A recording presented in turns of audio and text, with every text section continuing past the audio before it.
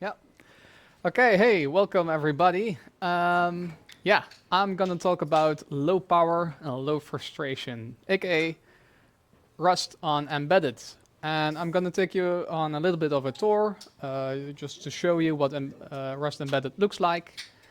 Um, but yeah, there's lots of things to learn. First, who am I? I'm Dion Dokter, currently 25. And I've been working at Tweede Golf for almost a year. But I've been doing embedded Rust and just normal Rust since 2019. Yeah, you can follow me on Twitter if you want. And if you want to check out a cool project I made, it's called StackDump on GitHub, which helps you with debugging your embedded devices when they crash. You can actually get a nice stack trace out of it, even in production. Anyway, so, right, Rust,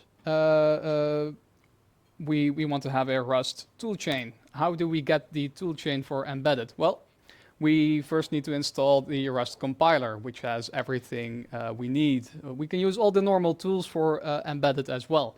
So the normal Rust up, normal Rust C, normal cargo, Rust analyzer works just fine. So if you want to install it, just go to rustlang.org and follow the instructions.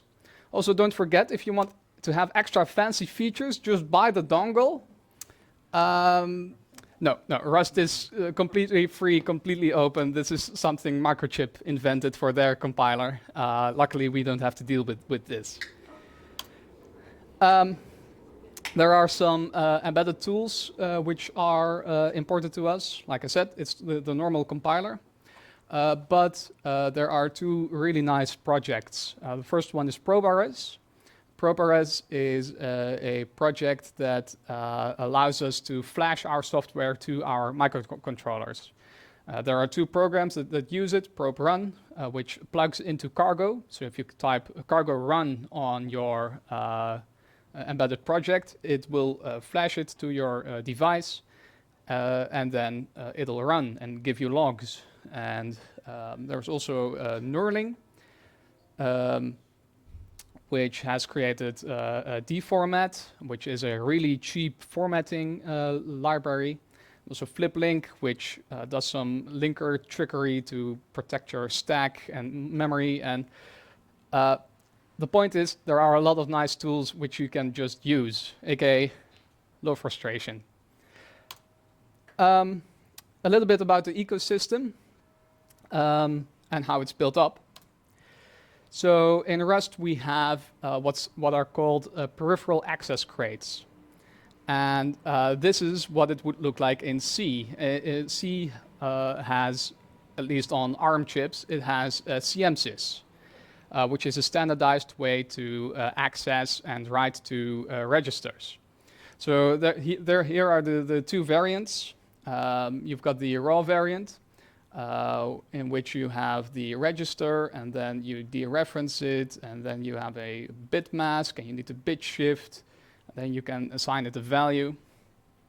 A lot of chips also have the more fancy version, which uses C bit fields, so we can assign things directly, and that just works. It's a lot nicer. And in Rust, it looks more like the second one in C. This is a really low level, but it's also meant to be low level. First, we need to take ownership of the peripherals because, well, it's Rust. Everything is modeled around ownership, even the peripherals. By the way, for the people not doing embedded, maybe it's nice to explain what a peripheral is. So basically, you've got your processor, and your processor is hooked up to other things. So for example, an I/O pin, which it can set high or low, or maybe a serial port, which you can write to. Well, everything is done using memory addresses, and every chip defines some static addresses, and if you write to it, then something will happen. And yeah, to know what, you'll have to read the very long, very dry datasheet. Um, anyway, so this is the Rust way to do it. We actually have proper read functions, and everything then is typed. And if you want to modify something, we actually use a callback here for, well, reasons. Let's leave them in the middle right now. But it's these all should generate the exact same assembly, which is pretty nice. Of course, we don't want to stay at that low level. Sometimes you need to, but we want to be, well, like Bear says, we want to be lazy. So we want to go higher level. And for that, we've got hardware abstraction layers, HALs.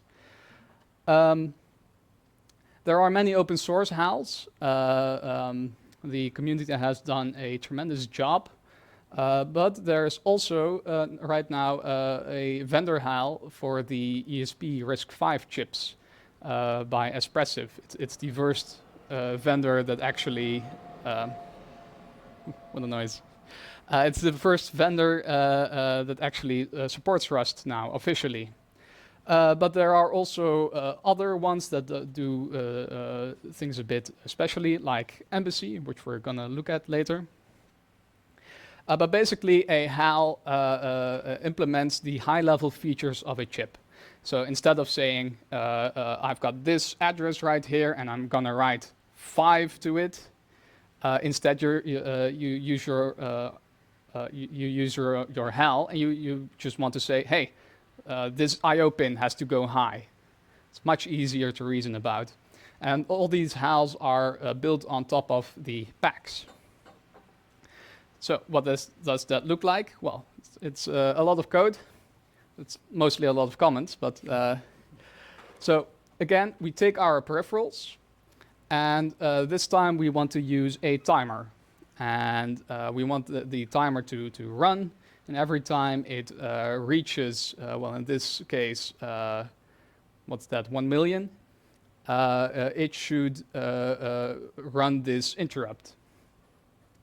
So we just create the timer. We say we want to enable the interrupt. We start it. That's it. It's much easier than writing to registers yourself. So you have these different HALs, but you want to write a driver which can be used in multiple HALs. How do you do that? Well, Rust has some really nice mechanisms that the open source community used.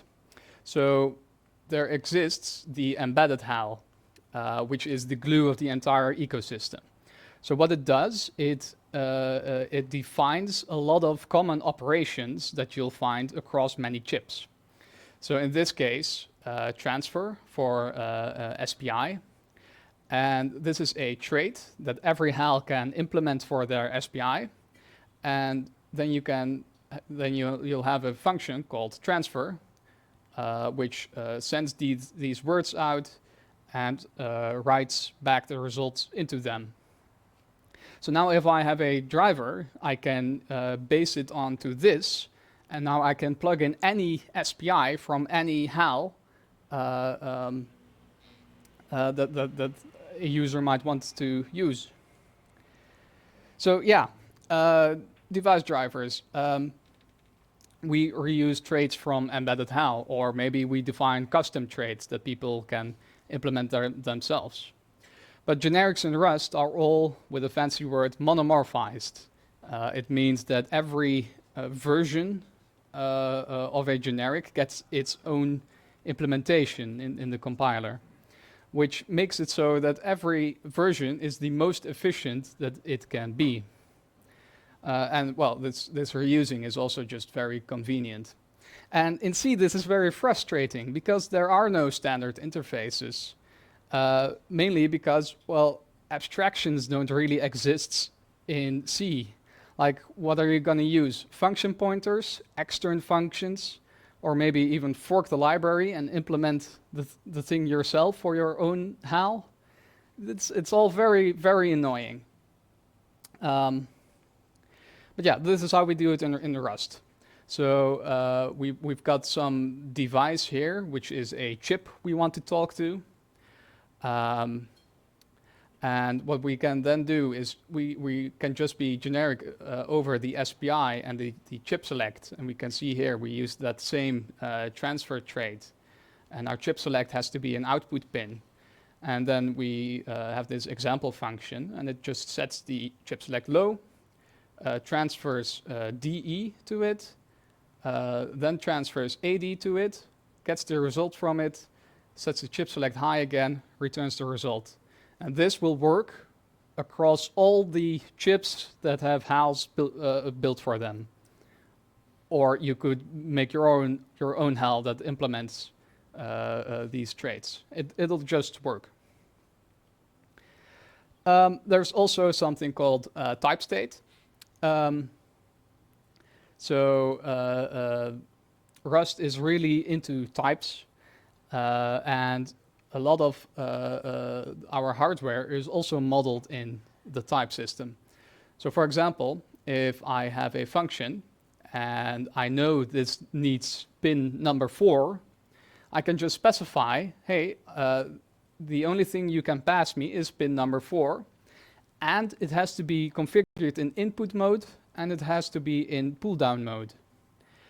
But we can be as free as we want. We can also say like, hey, we just need any pin, doesn't matter which one, as long as it is an output and in push-pull mode.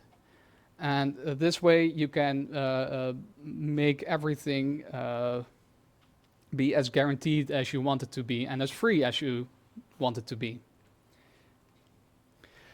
So in embedded Rust, we have a couple of runtimes. There is bare metal, which is a lot like Arduino, like you just get plopped into main, and that's all there is. You have interrupts, but you need to set them up yourself. Good luck. There's also Arctic, which is interrupts on steroids. Basically, if you do a bare metal and you build on the interrupts and you build some more on it and some more and some more and some more, eventually you'll build an inferior Arctic. So if you know that you want to do that, just use Arctic. In C, a lot of RTOSes are used, which stands for real-time operating system. There are many variants, but they are not super popular in Rust. A lot of people use one in C because, well, C can't be C is difficult to abstract. So instead, people usually work towards a standard. So if you build everything around the same RTOS, well, then probably there's a library in that RTOS ecosystem that you can use because they use the same things. Currently, we've also got embedded async, which is really new and exciting, and which I'm going to show later. Actually, this example is of it.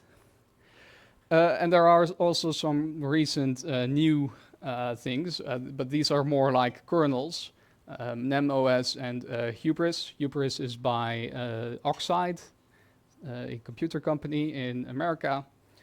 Pretty cool. Anyway, this thing here on the side is an example of Embassy, which is an async runtime for embedded systems. So we've got our main here, and it's tagged as Embassy main, and this is an async function. And in here we get a spawner, and with this spawner we can spawn new tasks. For example, we spawn this blink task. We then get our button, and then we can have a loop. And instead of like checking every time, is the button low already? Is the button low already? Is the button low? We can just say, hey, button, we want to wait until the button is low. We await that, and when the code gets here, it just stops there and continues when when the button has gone low. So it's really easy to write a loop like this right now. Same with the blinking. We create the LED here. We set the LED on. We wait a little bit, and then set it low again. And that's our entire loop. It's really easy, and it's almost Arduino-like, but maybe even simpler than, no, easier than Arduino. It's not really simpler. There's a lot happening here. So I thought, let's try something out. I wrote here, let's do something from scratch. I actually thought of it. I'm not going to do that, because then I might make a one-character error and be stuck on it for 5 minutes. So let's dive into VS Code, I think. Now, hopefully, the recording manages it when I move to duplicate. Does it still work? Yeah. It seems to work. Okay. Why doesn't this? Come on, you can do it. Yes.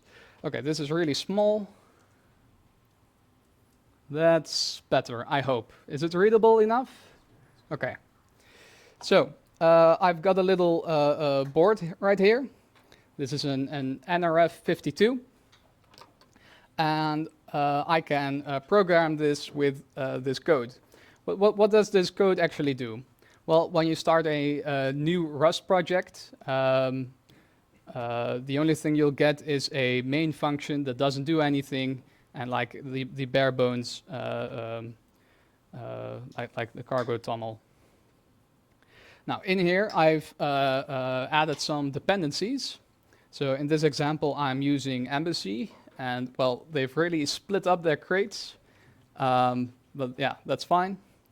I'm also going to show deformat, and this is a Cortex-M chip.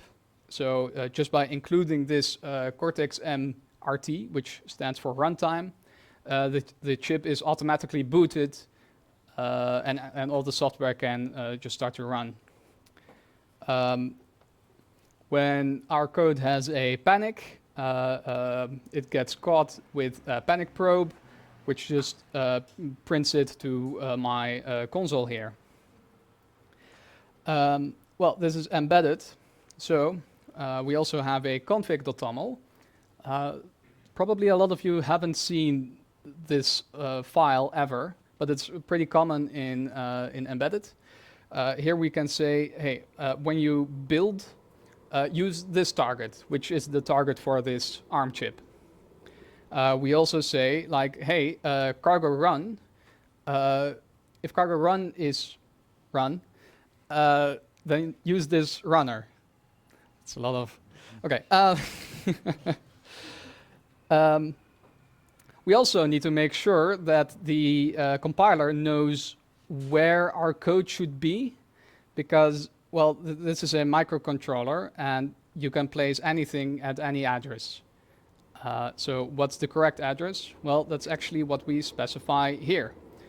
We say we have some flash memory, which starts at 0, and we have a megabyte of it. And we also have some RAM. It starts at 2 something something with a length of a 1/4 megabyte. And actually, this script is a lot longer, but Cortex-M RT picks up the slack here and does everything else for us. So then we actually get to the code itself. Now, this is a pretty simple example. So we've got this attribute macro here, because Embassy doesn't use any allocation. So every task needs to be statically allocated, and this attribute does that for us. So yeah, Rust has a really nice macro support, and yeah, everything is just hidden behind there. And from here, Embassy knows that this is our main function. Again, we get our spawner, and we can initialize our hardware abstraction layer. And we'll have 2 LEDs and a button. We'll spawn a button task, and then in our main, well, it's not a thread, in our main task, we just blink the LED, same as the example before. But in our button task, we can we get access to our button and our second LED, and we just put in a loop that we wait for any change in the button, and when the button has changed, the code continues. If the button is high, we set the LED high, and else we set the LED low. So, pretty easy. If you had to do everything with interrupts, that would have been a lot harder. Or if you don't want to use interrupts and everything just on one thread, well, this waiting and this waiting are not really nice and compatible, so you have to busy loop everything. Like, hey, do we need to change the LED at this point? Or has the button changed at this point? And you need to check everything every time in a loop as fast as you can. Well, with this, it's nice and separated. So now I want to flash it to my microcontroller. And I can just go to my thing here. First I can build it, just call cargo build. It's already been built. And then when I want to flash it, I can just type cargo run. And it should run it. It's flashing it right now. Success. And now I have got a blinking LED. Whoa. Yeah. I think I touched the USB wire. But also, if I press the button, the correct button, then I can make that change as well. So this code works nice and well. Blinking LEDs is always a crowd favorite. I want even more low frustration. I want to not even have to look at my hardware. I want to know if an LED changes, I want to print that out. So what I can do is I can say use the format, I don't know, info. Doesn't this work this way? Should have tested this more. I don't know if I actually have to do anything like this. I think I can just do the format info LED is low, and I can say this time I'll make it an error so you can see the difference. This is actually a macro, so that's to have the exclamation mark. LED is high. I can just run this again. And if all is well, we'll see actually that the logs are being printed. Yes. And there's a distinction between error and info. And this is all just built in. The only thing that has been done is like deformat has been included here. That's all. And it just works because our probe run is compatible with it. Yeah, it's just very nice. I don't know how much time I have left. But I would say if there are any questions or you want to see anything, then yes, please.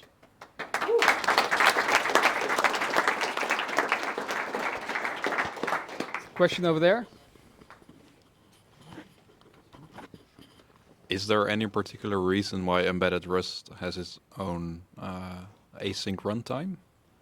Like, I know Tokyo exists, but why isn't it used here? Like, right. I am absolutely clueless, so there are probably different needs. But yeah, so Tokyo is really made to run on a PC or a server somewhere, and Tokyo is built on the operating systems. So in Tokyo, you're talking about an asynchronous TCP socket or asynchronous access to a file. Well, files don't exist here. TCP sockets don't exist here. Well, unless you make them yourself, because there's no standard for this. So Tokyo won't work here. Even especially this program here doesn't even have an allocator. So everything is statically allocated here. What Embassy, which is what is used here as the async runtime, Embassy here does a lot of things more, because it also implements the hardware abstraction layer in an async fashion. So this button here is just an input. It's just an I/O input, and it has defined for us the wait for any edge command function, which we can await. So it's actually setting up this specific hardware to give an interrupt when the input changes, and then when that interrupt happens, it signals it through its own executor so that the compiler knows, like, hey, now this can continue. Or, well, it's not really the compiler that knows that, but like the whole runtime. So that's why you need a different runtime. Thanks. Yeah. Thanks for your talk. So I'm basically coming from a web server background, and looking at this made me really enthusiastic about doing something with embedded. I was wondering, do you have any tips on where to start, like a fun way to begin? Right. So first you'll need some hardware. And this board, which is an NRF 52840 DK, the specific one isn't important, but this type you can buy for like 20 euros, and it has a debugger inside of it already. So all you need is just a USB cable to your PC, and then yeah, you'll need to think of what you want to do on it. So there are a lot of resources online. Bear already mentioned the embedded book. If you just search for embedded Rust, you'll find a lot of things.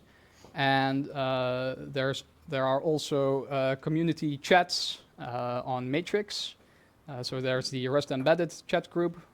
If you have questions, you can come there. People are really nice, usually. Well, that implies that there are sometimes not. They are always nice. So yeah, and if you still don't know where to start, like just send me a message on Twitter, and I'll help you with what you need. Thank you. I think I'll be making some electrified curtains or something. No, sure. No, this is low frustrations. Behind you. Or there. That's. Thank you. Yes, my question is kind of a follow-up to the previous one, because I have seen Arduino in action once, which also is kind of like embedded for dummies, I think. So how does that compare? Do you think that's a good entry point as well, finding some Rust Arduino crossover? So Arduino is pretty great, and it's also pretty terrible. Arduino is pretty great because it has great learning resources, and it is pretty simple, but it's not very good at when you want to make like big projects. It doesn't scale very well, and Rust does scale very well, but it is more difficult, like especially if you go into the more low-level parts. Like this is what I'm showing here. It's pretty simple. So if you just stick to like what's already been implemented for you, Rust Embedded can actually be pretty simple. Yeah. So if you start with embedded Rust, it can be that you'll find some really complex stuff. That complexity has a reason. Like Arduino tries to hide it from you. In Rust, well, we can't always hide it. Yeah, I don't know if that answers the question, but kind of, yes. I guess it's also useful to start with an example like that. From experience, I know that the moment you're asking me, okay, type in that button task, I will struggle with the first statement already, like what to type in that input, Yeah. and that quote static. So for this is Embassy specific, and Embassy, well, it's a work in progress runtime, but I found that its documentation, especially for the high level parts, are pretty good already. So yeah. I'm not gonna lie. It is difficult. You'll have to know stuff, but there are resources to get to know that stuff. Like I started a couple of years ago, and there were fewer resources. I managed, so Yeah. I think anybody here can as well. Oh, yeah. I get it. How good is the optimizer? I see let2 set high. How many machine instructions will it be? Will it actually be a function call, or is it inlined? That should all be inlined. I don't know the exact instruction count, but what I can do is I can go to this function, although Rust Analyzer is doing a bit weird. So I can go here. This just calls pin set high.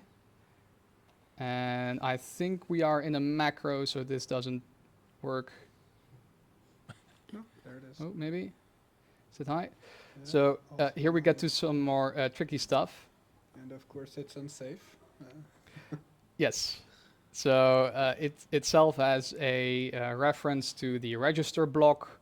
Then it gets to the outset register, and it writes this bit into it, and that turns it on. And this is all should all be inlined. And my guess is that that this is one instruction. Okay. And maybe just joking. Earlier you mentioned microchip. Does Rust target PICs? Sorry? Does Rust target the microchip chips? Yeah, microchip. PIC?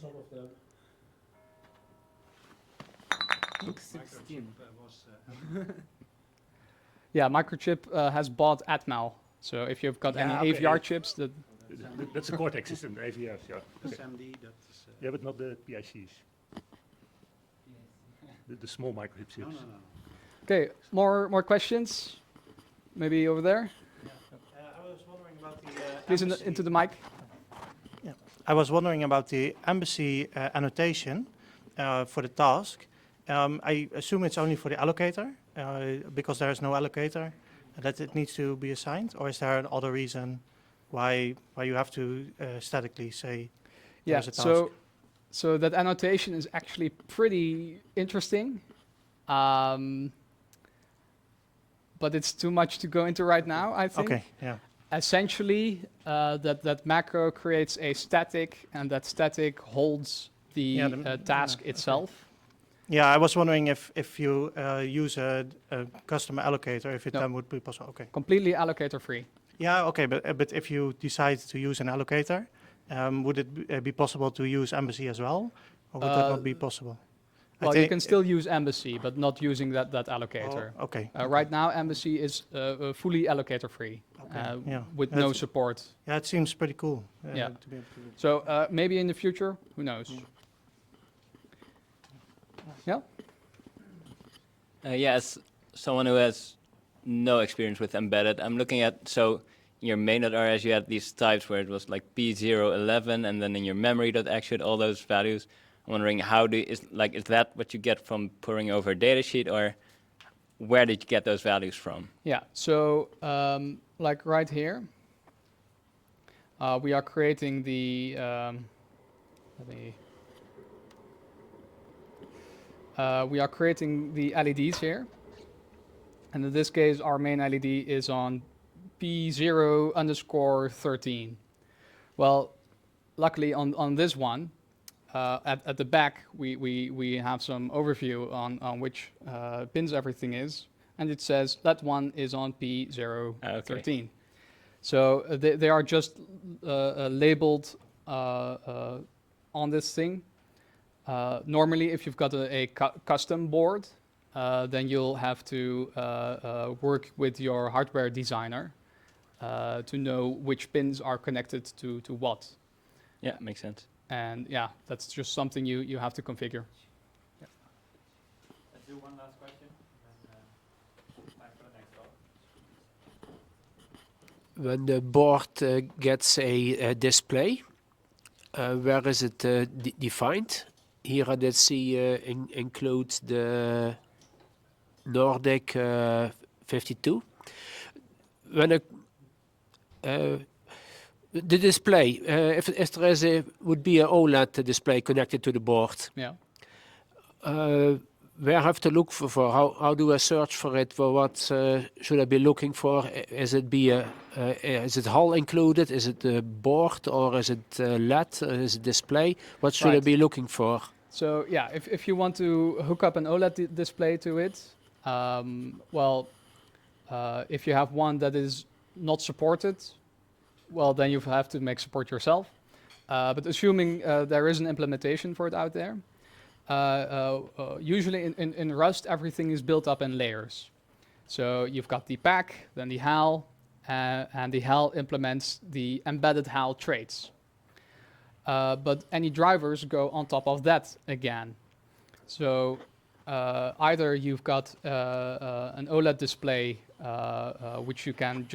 which asks for like, hey, I need an SPI, and then you give it an SPI from your HAL. Okay. But there's also, which I'm gonna just quickly look up, embedded graphics, because, oh, I don't have internet here, of course. So just like embedded HAL is a layer to share traits across chips, there's also a similar thing called embedded graphics, which a display driver can implement, and then you have a standard interface to write text to it, to draw pixels to it, and all that kind of stuff. Nice. So if you look for embedded graphics, probably you'll find a list with all the drivers that have implemented it, and yeah. Thank you. Thank you, Dion. Thank you very much. Yeah.